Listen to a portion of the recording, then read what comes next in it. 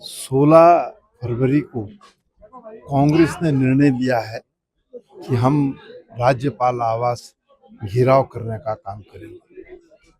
जहां तक आपने कहा कि किन विषयों को लेकर के, विषयों की कमी नहीं, ये सरकार लगातार जन विरोधी निर्णय लेने का काम कर रही है। आपके सामने है, कानून व्यवस्था पूरी तरीके से ध्वस्त है और इस राज्य के अंदर महिलाओं पर जो अपराध हो रहे हैं,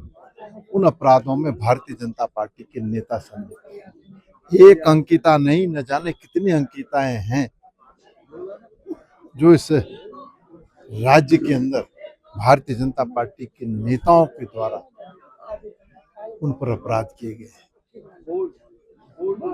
आपके सामने है, नौजवान सड़कों पर संघर्ष करने का काम कर रहा है। उत्तराखंड राज्य को हम देवभूमि कहते हैं, यहाँ पर किसान आत्महत्या करने का काम कर रहा है। तो किसान सड़क पर, नौजवान सड़क पर, कानून व्यवस्था ध्वस्त, भ्रष्टाचार अपने चरम पर, खनन माफिया, शराब माफिया, भूमाफिया प्रदेश की सरकार को चलाने का काम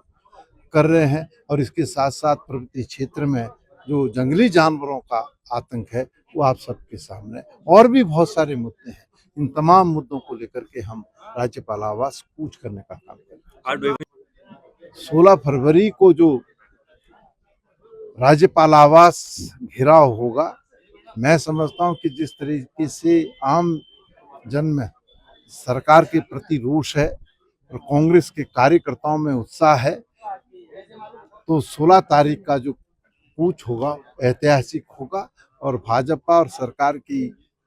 ताबूत में जो है कील ठीकने का काम करेगा। 16 फरवरी को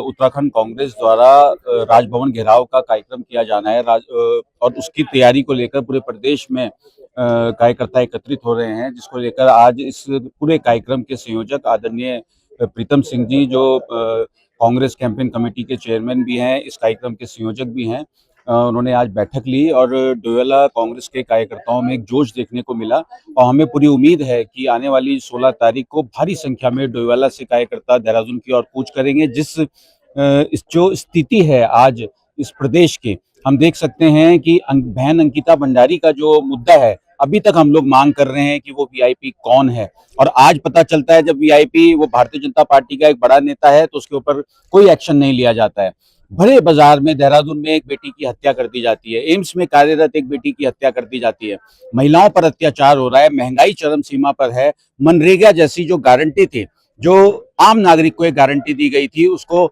एक योजना में बदल कर रख दिया गया। तो कई ऐसे मुद्दे हैं। डोईवाला विधानसभा क्षेत्र का सूर्यधार झील का मामला है, 70 करोड़ रुपए उस पर खर्च किए गए, मगर आज वहां जंगल हो रहा है, कोई देखने वाला नहीं है। रानी पोखरी में जो लॉ यूनिवर्सिटी की घोषणा की गई थी पूर्व मुख्यमंत्री त्रिवेंद्र सिंह रावत जी द्वारा, आज उसको शिफ्ट करने की तैयारी की जा रही है, जिसको लेकर कांग्रेस आंदोलन कर रही है। सब मुद्दों को लेकर, क्षेत्रीय मुद्दों को लेकर, प्रदेश के मुद्दों को लेकर, केंद्र के मुद्दों को लेकर पूरे प्रदेश से और डोईवाला विधानसभा क्षेत्र से, परवादून जिले से भारी संख्या में, हजारों की संख्या में कार्यकर्ता 16 तारीख को देहरादून के लिए कूच करेंगे। 27 में कांग्रेस वापसी करने जा रही है। आप जनता में एक रोष देख सकते हैं, आम जनता जो किसी संगठन से नहीं जुड़ा है, मगर उनके अंदर एक रोष है, क्योंकि आज महंगाई आप देख रहे हैं किस स्तर पर है। महिलाओं की रसोई की हम बात करें, गैस सिलेंडर के रेट की हम बात करें, कांग्रेस के समय में जो 400 होता था, आज वो 1000 टच कर जाता है। पेट्रोल डीजल की आप बात करें, महिलाओं के साथ जो अत्याचार हो रहा है,